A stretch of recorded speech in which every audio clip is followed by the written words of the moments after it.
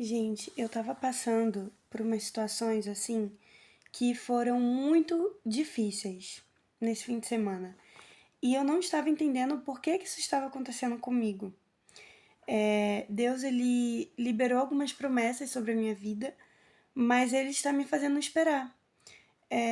E durante esse processo, né, Deus ele tem trabalhado em mim, ele tem trabalhado no meu caráter, ele tem me moldado, né, para eu conseguir receber essa promessa no tempo certo. E é muito difícil, né, quando você está dentro ali do processo. Você não entende, você tem muitas dúvidas.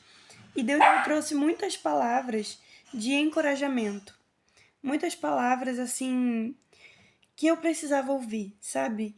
E ele me pediu para compartilhar isso com vocês. Então, eu vou falar aqui um pouquinho, de forma muito rápida, né? Sobre o tempo de espera e sobre o que Deus quer fazer na sua vida, né? Nesse tempo de espera e por que ele usa, né, de determinados métodos. Então, vamos falar um pouquinho sobre isso. Gente, Deus falou comigo que no tempo de espera, né, para receber a promessa, ele estará trabalhando no nosso coração. E muitas vezes a gente não entende por que que a gente passa por esse momento de espera. E a gente fica muito focado nas promessas que Deus um dia liberou sobre as nossas vidas e acaba esquecendo que o tempo de espera é um tempo muito importante, né? E é um tempo onde Deus está fazendo coisas lindas na nossa vida, mas que a gente não consegue perceber porque a gente está muito focado no destino final.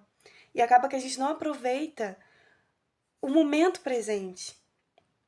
A gente precisa aproveitar o momento presente. A gente precisa parar de focar tanto nas promessas ao ponto de idolatrar essas promessas, sabe? Eu percebo isso muito na vida dos cristãos. Às vezes a gente valoriza muito as promessas, idolatra essas promessas e acaba colocando Deus em segundo plano. O Deus das promessas a gente acaba colocando em segundo plano, o que é totalmente errado. Deus ele quer ter intimidade conosco. Para nós conseguirmos descansar verdadeiramente em Deus, descansar naquilo que ele falou e sermos totalmente dependentes dele, nós precisamos ter uma intimidade profunda com ele. Uma coisa que ele falou comigo é: você precisa se aprofundar mais no seu relacionamento comigo. Então Deus ele está nos chamando para o secreto. Nós precisamos desligar as vozes ao nosso redor para estarmos sensíveis para ouvir a voz de Deus. Nós precisamos parar de nos distrair para que nós entendamos o que Deus quer falar comigo e com você nessa estação. Deus quer falar coisas, Deus quer entregar coisas profundas.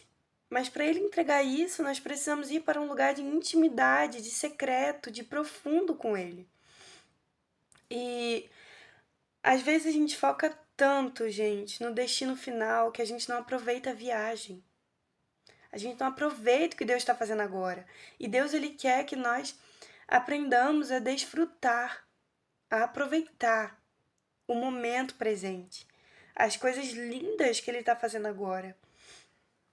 E uma coisa também que Deus falou comigo é que a gente tem que parar de ficar desabafando sobre os nossos problemas, sobre os nossos momentos com Deus e o mundo. Porque a gente acaba não focando, né, em Deus, não desabafando com Deus, não estando sensíveis para ouvir a voz de Deus e falando com Deus e o mundo. E às vezes essas pessoas com quem a gente está desabafando não sabem o que dizer, ou às vezes são até usadas pelo inimigo para trazer palavras de desânimo, de desencorajamento, palavras de incredulidade que nos faz nos sentirmos ainda pior do que a condição que a gente já estava. Então nós precisamos silenciar essas vozes, nós precisamos guardar o nosso coração. Não ficar desabafando com todo mundo, realmente guardar o coração. Falar com Deus, desabafar com Deus. E talvez até com uma pessoa de confiança, né? Mas uma pessoa que vai nos trazer palavras de encorajamento, palavras de fé.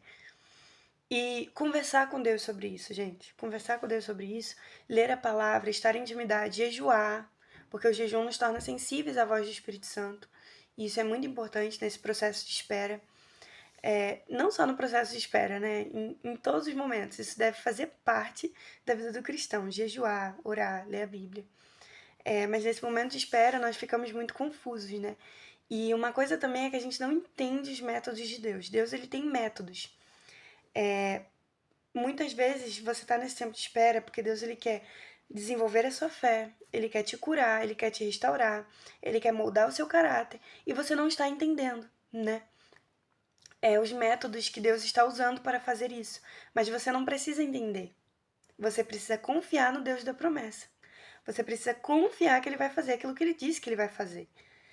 E esperar. Esperar o tempo certo. Porque no tempo certo Deus vai fazer. E os métodos de Deus, muitas vezes a gente não vai entender mesmo. Não vai entender. Às vezes você foi uma pessoa muito rejeitada. E isso criou em você uma ferida de rejeição.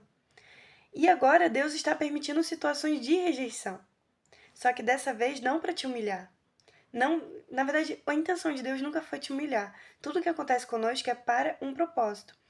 Mas provavelmente dessa vez você não vai ser humilhada ou humilhado nessa rejeição que você está passando, nessa ferida que está sendo cutucada. Às vezes Deus está cutucando dessa vez realmente para te curar, sabe?